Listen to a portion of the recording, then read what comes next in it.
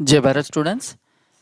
Last lecture में हमने multinomial theorem जो है वो देख लिया था। वो मल्टीनोमियल थ्योरम जो है उसके रिलेटेड जो क्वेश्चन बाकी थे वो आज हम स्टार्ट करने वाले हैं। तो उसमें फर्स्ट क्वेश्चन कुछ ऐसा है, in the expansion of 2x plus Y plus 3z whole raise to 10 the coefficient of X square Y raise to 5 and z cube is dash. So सबसे पहले यहाँ पे इसको कुछ हम ऐसे लिखेंगे, general expansion 2x plus Y plus 3z whole raise to 10 is equals to summation r1 plus r2 plus r3 is equals to 10। यहाँ पे हो जाएगा 10 factorial upon r1 factorial, r2 factorial, r3 factorial. यहाँ पे हो जाएगा 2x raise to r1 y raise to r2 z 3z raise to r3। Okay, तो इसका जनरल टर्म क्या हो जाएगा? जनरल टर्म जो है वो हो जाएगा 10 factorial upon r1 factorial, r2 factorial, r3 factorial, 2 raise to r1, 3 raise to r3, x raise to r1, y raise to r2, z raise to r3।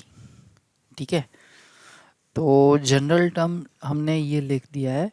अब हमको क्या चाहिए, किसका कोएफिशिएंट चाहिए? X square into y raise to 5 into z raise to 3। तो यहाँ पे हम ऐसा कर लेते हैं, r1 की वैल्यू में डाल देता हूँ 2, r2 की वैल्यू में डाल देता हूँ 5 एंड r3 की वैल्यू जो है वो मैं डाल देता हूँ 3। सो कोएफिशिएंट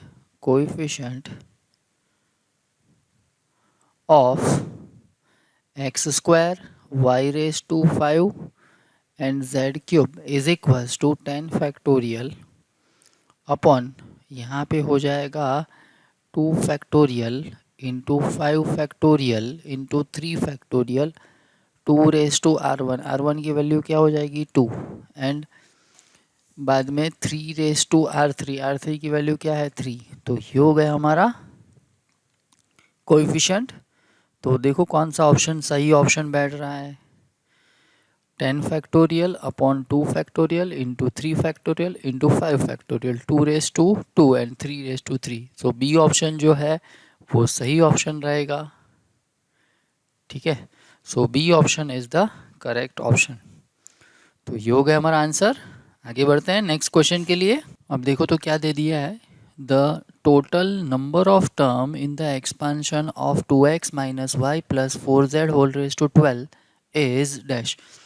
तो हमको पता है कि अगर ऐसा कुछ दिया है x1 plus x2 plus dot dot dot plus x raise to X K whole raise to n is equals to summation r1 plus r2 plus dot dot dot plus R K is equals to n। यहाँ पे n factorial upon r1 factorial, r2 factorial dot dot dot up to are K factorial, और यहाँ पे हो जाएगा x1 raise to r1, x2 raise to r2 dot dot dot x k raise to r raise to k, x k raise to are k. अब इसके total number of terms की बात करें तो इसके टोटल नंबर ऑफ टर्म्स क्या थे, n plus के माइनस 1 सी के माइनस 1 ऐसे थे टोटल नंबर ऑफ टर्म्स। तो यहाँ पे टोटल नंबर ऑफ टर्म्स ये हमने थियरी में पढ़ा था, इसका यूज़ यहाँ पे करना है। अब देखो तो यहाँ पे कितनी टर्म्स है, यहाँ पे k टर्म्स थी, x1 plus x2 plus x3 up to k term थी। तो यहाँ पे कितनी टर्म है 3, तो k की वैल्यू क्या हो जाएगी 3। ठीक है, n की वैल्यू क्या हो जाएगी 12। So total number of terms जो है, नंबर ऑफ टर्म्स वो हो जाएगी n की वैल्यू है 12 प्लस k की वैल्यू है 3 माइनस 1 और यहाँ पे हो जाएगा 3 माइनस 1। ओके, सो ये हो जाएगा 12 प्लस 3 15, 15 माइनस 1 14, 14c2। बस इसको सिंप्लीफाई कर लेते हैं। सिंप्लीफाई करते हैं तो क्या आ जाएगा, देखो तो यहाँ पे 14 factorial upon 12 factorial into 2 factorial. So 14 into 13 into 12 factorial upon 12 factorial into 2 factorial. 12 factorial cancel, तो 14 इंटू 13 डिवाइड बाई 2, तो ये हो जाएगा 7 और ये हो जाएगा 91। तो कौन सा ऑप्शन करेक्ट ऑप्शन होगा? B option is the correct option. तो ये हो गया हमारा आंसर। आगे बढ़ते हैं नेक्स्ट क्वेश्चन के लिए। अब देखो तो question number 3, the greatest coefficient in the expansion of x plus Y plus z plus डब्ल्यू whole raise to 15 is dash. तो ये क्वेश्चन करने से पहले एक रिमार्क हमको लिखना पड़ेगा। वो रिमार्क क्या है? ग्रेटेस्ट कोएफिशिएंट अगर निकालना है किसके एक्सपांशन में, x1 plus x2 plus x3 up to xm whole raise to n, तो वो क्या हो जाएगा, n factorial upon q factorial whole raise to m minus r and q plus 1 factorial whole raise to r। और q and r क्या है? q जो है वो कोसेंट है, r जो है रिमाइंडर है। कब कोसेंट और रिमाइंडर आएगा? अगर n को मैं डिवाइड करता हूँ m से। तो यहाँ पे अब इस क्वेश्चन की अगर बात कर लेते हैं तो m की वैल्यू जो है वो हो जाएगी 4। ओके, n की वैल्यू हो जाएगी 15। अब मैं 15 को 4 से डिवाइड करता हूँ। सो 15 को 4 से डिवाइड करता हूँ तो ये हो जाएगा 4 3 ज़ा 12, ये हो जाएगा 3। तो कोशेंट की वैल्यू आ गई है 3 एंड रिमाइंडर की भी वैल्यू आ गई है 3। ठीक है, बस ये वैल्यू जो है यहाँ पे सब्स्टिट्यूट करनी है। तो n की वैल्यू है 15 15 फैक्टोरियल, q की वैल्यू है 3 फैक्टोरियल एंड उसका पावर क्या हो जाएगा, m माइनस r। m की वैल्यू है 4, r की वैल्यू है 3, तो 3 फैक्टोरियल होल रेज टू 1। यहाँ पे हो जाएगा q प्लस 1, q की वैल्यू है 3, 3 प्लस 1 सो 4, 4 फैक्टोरियल और यहाँ पे r का पावर आ जाएगा, मीन्स r पावर में आ जाएगा सो 3। तो हमारा आंसर जो है वो आ जाएगा 15 factorial upon 3 factorial into 4 factorial whole cube. Okay, तो अब देखो तो कौन सा ऑप्शन सही ऑप्शन बैठ रहा है, B option is the correct option. तो ये हो गया हमारा आंसर। सो ये रिमार्क हमको याद रखनी है। अगर मल्टीनोमियल थ्योरम में ग्रेटेस्ट टर्म निकालना है तो ये हमको याद रखना पड़ेगा। क्या करना है, n जो है उसको m से डिवाइड करना है, जो कोसेंट आ रहा है वो q एंड रिमाइंडर जो आ रहा है वो r। बस q and r and m की वैल्यू यहाँ पे डाल दो तो आपको ग्रेटेस्ट टर्म मिल जाएगा। ओके, तो ये हो गया हमारा आंसर। आगे बढ़ते हैं नेक्स्ट क्वेश्चन के लिए।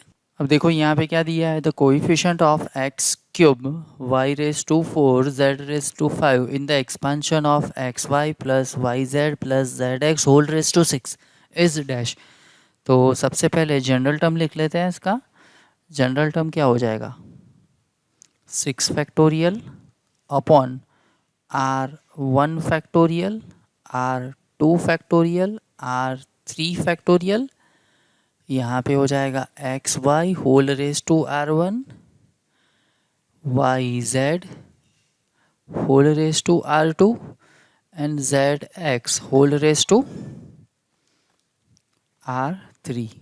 ठीक है, अब देखो यहाँ पे क्या करेंगे, 6 factorial upon r1 factorial r2 factorial r3 factorial. यहाँ पे हो जाएगा x raise to r1 y raise to r1 y raise to r2 z raise to r3 r2 z raise to r3 x raise to r three, तो यहाँ पे हो जाएगा 6 factorial upon r 1 factorial, r 2 factorial, r 3 factorial.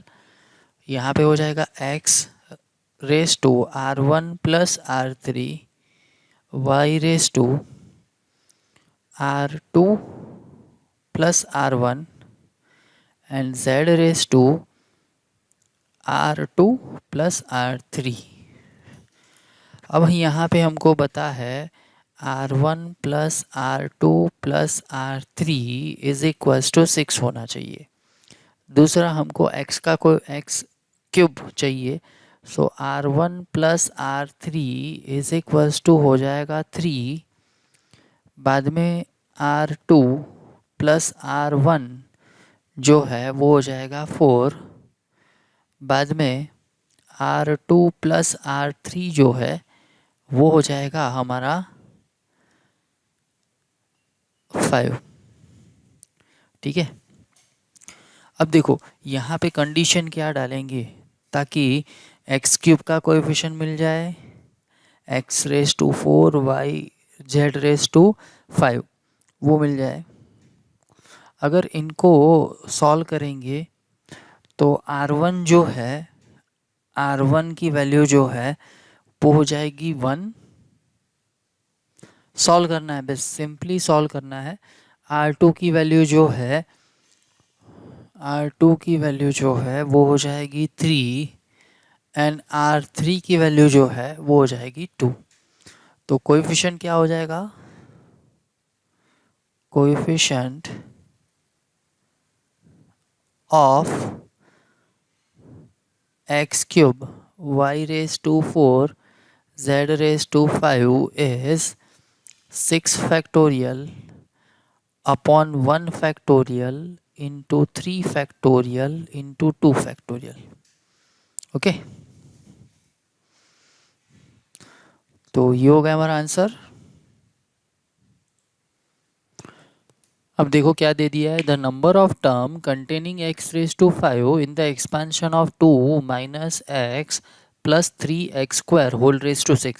सो सबसे पहले यहाँ पे general term क्या हो जाएगा, जनरल टर्म हो जाएगा 6 factorial upon R1 factorial, R2 factorial, R3 factorial, यहाँ पे 2 raise to R1 minus x whole raise to R2, 3x square whole raise to R3, ऐसा हो जाएगा। अब इसको थोड़ा सिंप्लीफाई कर लेते हैं। So 6 factorial upon R1 factorial, R2 factorial, R3 factorial, यहाँ पे 2 raise to R1 minus 1 raise to R2, x raise to R2, 3 raise to R3, x raise to 2R3। तो ये हो जाएगा 6 factorial upon R1 factorial, R2 factorial, R3 factorial minus 1 raise to R2, 2 raise to R1, 3 raise to R3, x raise to R2 plus 2R3। अब हमको क्या निकालना है, x raise to 5 का कोएफिशिएंट।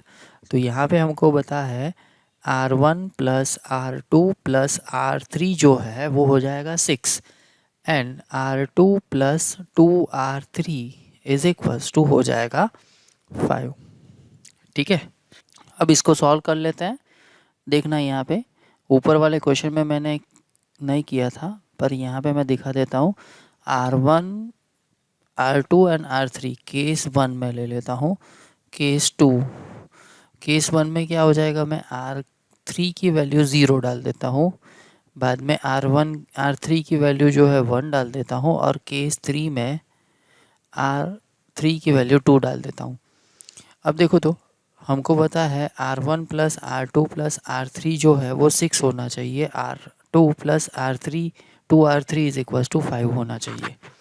ठीक है, तो यहाँ पे R2 की वैल्यू क्या डालेंगे ताकि ये दोनों ही इक्वेशन सेटिस्फाइड हो। तो यहाँ पे R3 की वैल्यू 0 डाल दी, तो R2 की वैल्यू क्या आनी चाहिए, 5। हमको पता है R1 plus R2 plus R3 जो है वो 6 होना चाहिए। यहाँ पे क्या हो रहा है 5 प्लस 0, तो 1 बच गया, तो यहाँ पे 1 डाल देते हैं। ठीक है, अब R3 की वैल्यू 1 डालते हैं तो R2 की वैल्यू कितनी हो जाएगी 3। अब ये हो गया है 3 प्लस 1 4 4, ये हो जाएगा 2। अब मैं R3 की वैल्यू डाल देता हूँ 2, सो 2 इंटू 2 4 4, तो R2 की वैल्यू आ जाएगी 1, तो 1 प्लस 2 3 3, ये हो जाएगा 3। ओके, तो यहाँ पे अगर R1 की वैल्यू 1, R2 की वैल्यू 2 एंड R3 की वैल्यू 0 लेता हूँ तो x⁵ आएगा। R1 की वैल्यू 2, R2 की वैल्यू 3, R3 की वैल्यू 1, तो उस टाइम भी x⁵ आएगा।